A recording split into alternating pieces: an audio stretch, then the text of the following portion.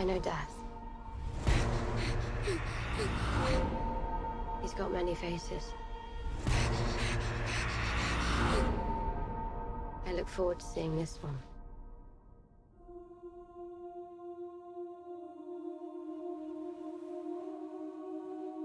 Everything you did brought you where you are now. Where you belong. Home.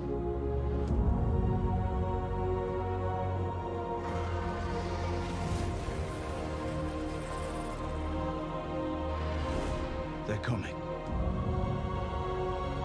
Our enemy doesn't tire. Doesn't stop. Doesn't feel.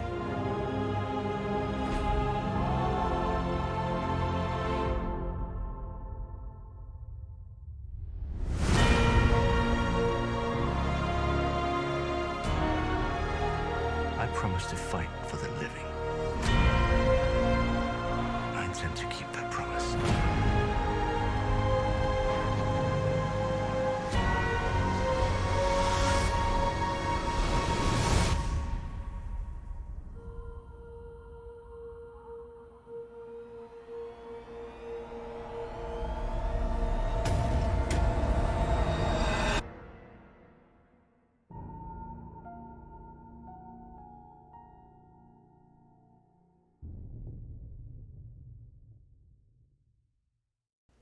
Greetings, my fellow deviants. My name is Rose, and you are watching eSpot. And as we all know, it's good for the realm. This trailer is filled with ominous, dragon-filled clips of bloody sexiness. We don't know what's going to happen. We just know that this will be the longest consecutive battle sequence ever committed to film. That's right, all in one episode. Arya is a running, bloody mess from something terrifying in the halls of Winterfell. She's a badass too, so the fact that she's scared makes us scared. Same with Varys, who's huddled with all the women and children. Season 7, we watched as Tormund Giantsbane and Beric Dondarrion were left MIA when the Night King and his Ice Dragon attacked Eastwatch by the sea. We just assumed they're at Castle Black with Ed Tollett, but how did they get there? That's for Season 8 to know, and us got thoughts to figure out. 1 week at a time. Just in time for the final showdown with the living dead. Jon, Sansa, and Arya are in the crypt of Winterfell. There's a meeting between Sansa and Daenerys. We don't see Theon, Yara, or Euron, Greyjoy, or Melisandre, but they're leaving a few things to our imagination. We do, however, see the Golden Company, the armament of sellswords that Cersei Lannister has hired, but maybe even Harry Strickland. I mean, her hand Qyburn had been making overturns to the Golden Company in the Season 7 finale. A few others that are going to show up in this season will be Samwell Tarly, Bran Stark, Grey Worm, Missandre, Jorah Mormont, Davos, Gilly, Gendry, the Hound, Brienne of Tarth, Podrick Payne, and Jaime Lannister. Keep a night's watch for our up-and-coming recap series of Game of Thrones Season 8, which will begin a week before the Season 8 premiere, starting out by going over events that have led us to this point in Westeros. Hey, Travis, make a cartoon. I mean, with the success of the comic book, a cartoon is a no-brainer. Imagine my face, but animated. Animation. Travis, the football game's on. You want a beer? I want to voice Grog. Want to write some scripts I'm dumb. for a cartoon? Animation.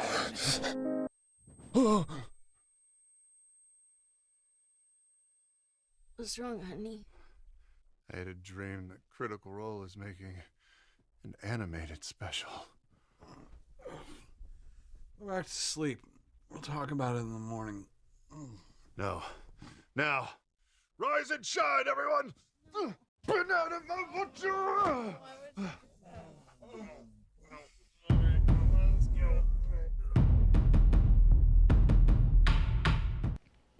The Kickstarter campaign for Critical Role live-streamed D&D sessions is set to have The Legend of Vox Machina as an animated 88-minute special.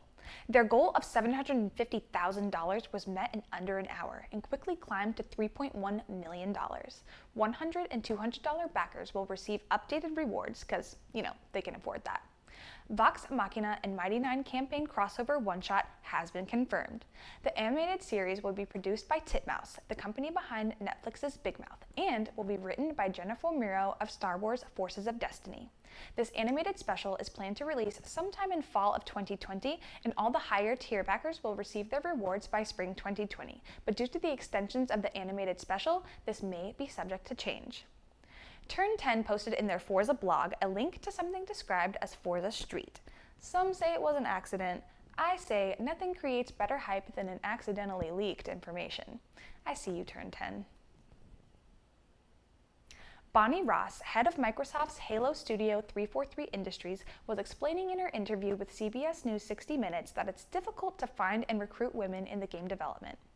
There are more males in the industry with the education than women, which makes it hard to find a candidate that fits the position. Ross went on to point out that in early education, many girls express how they're creative but don't relate computer science with creativity, therefore it's not sought after that often. Which now leads to what women there are in the computer science field to be so in demand that the market for recruiting them is very aggressive. And for those who didn't know, DVSI is primarily a female-based company.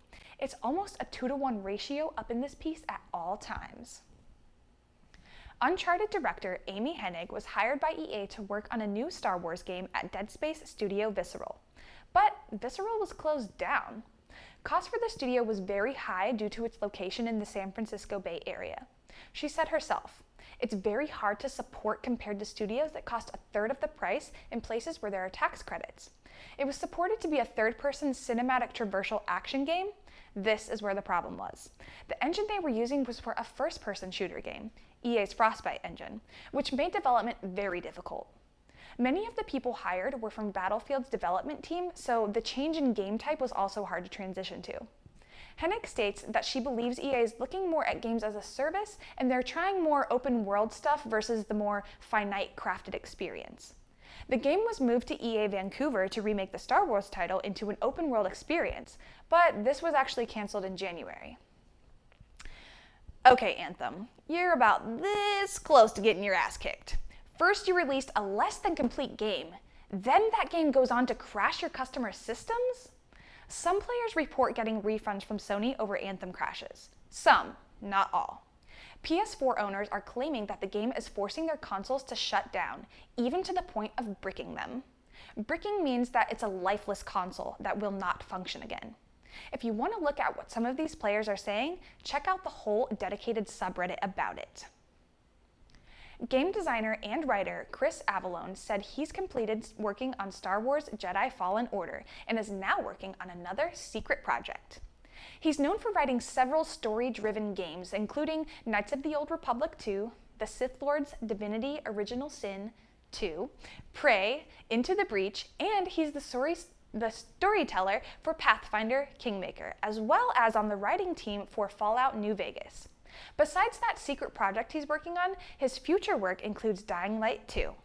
According to his recent tweet on March 1st, we will be finding out what that secret project is in 1 month. Hopefully it's not an April Fool's joke. Respawn has also made games such as Titanfall 2 and Apex Legends that everyone loves so much right now. Star Wars Jedi Fallen Order is described as a dark story that happens between Revenge of the Sith and A New Hope. You'll be a Jedi Padawan that escapes Order 66 with a lightsaber in hand. You get to experience the Empire-ruled galaxy. It's scheduled to release this fall, and it's set to be showcased at Star Wars Celebration in April. On Saturday, April 13th, there will be a special panel discussing new details about the game is set to release fall 2019, but according to EA's financial report, it might come out sooner. Sorry kids, the Switch is for us grown-ups too. Not that it ever wasn't. We not only have our childhood favorites of Super Mario and Zelda, but we now have Skyrim, Doom, South Park Fractured But Whole, and Friday the 13th, the game. The original game plus DLC will be bundled together for the Switch. There's no official release date for Friday the 13th, the game Ultimate Slasher Switch Edition, but that won't mean Jason couldn't just scare the bejeebies out of us this spring. Like all other heroes, when your clip runs out, you must reload, which means you can't really fight or defend yourself in that process, but that makes sense because you literally have no ammo. Same for Baptiste, except that he reloads when he has ammo. and you can't stop him. So instead of him using his other ammo, because he has 2 to choose from, he must reload if he uses up only one of the types of ammo. This can be problematic when you're battling and don't expect to die and feed the other team's kills because of an unexpected reload animation when you didn't really need to. He's still in PTR, so they still have changes to make before the official release. Thank the stars.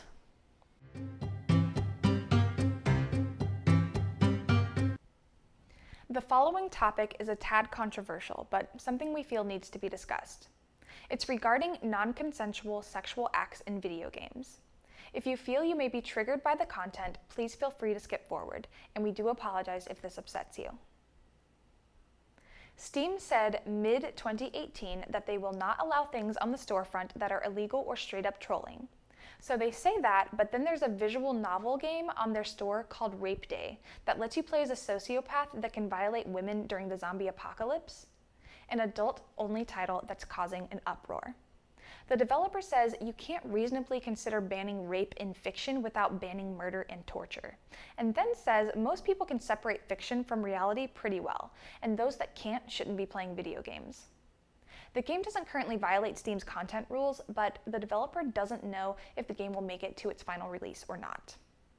It appears that when you log in and search for sexual-related games in Steam, Rape Day will be in the search, along with sex and LGBTQ games, because those go hand in hand, right?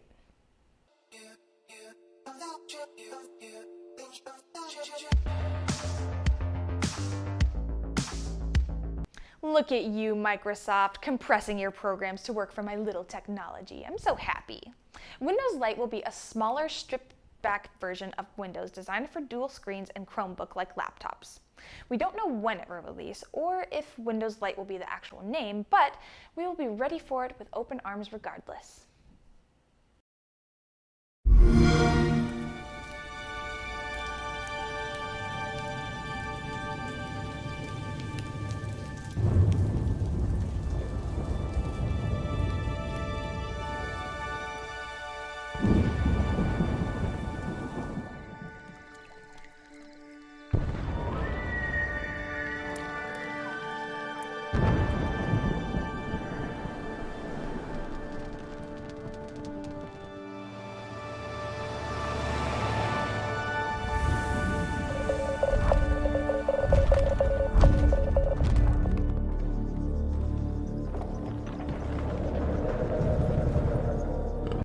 Finally, we get what we really wanted.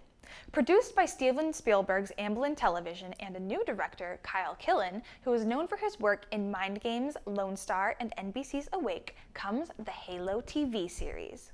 No confirmed actors yet for the TV series, but news on that should come out in the future.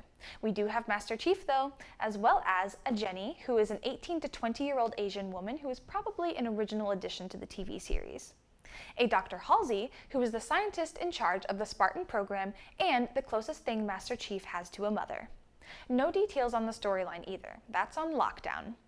We will likely hear more details as we get closer to its projected release in 2020. But in regards to Halo and gaming, we have Halo Infinite. We were introduced to this masterpiece at E3 2018, a continuation of Master Chief's story and a sequel to Halo 5. Rumor has it that the game might adapt to the player's decisions, but besides that, there's very little news. Master Chief will be the protagonist in this game. There will be microtransactions but no loot boxes, and instead of a few weeks of beta testing, there will be portions of the game released periodically for testing. And obviously it will be multiplayer, but we don't know much more than that. It will be compatible to Windows 10 as well as Xbox. More will be shared with us at E3 2019 and a probable release in November 2019, but we shall see. Thank you guys so much for watching. If you like what you've seen, click the thumbs up, hit that subscribe, and as always, stay devious.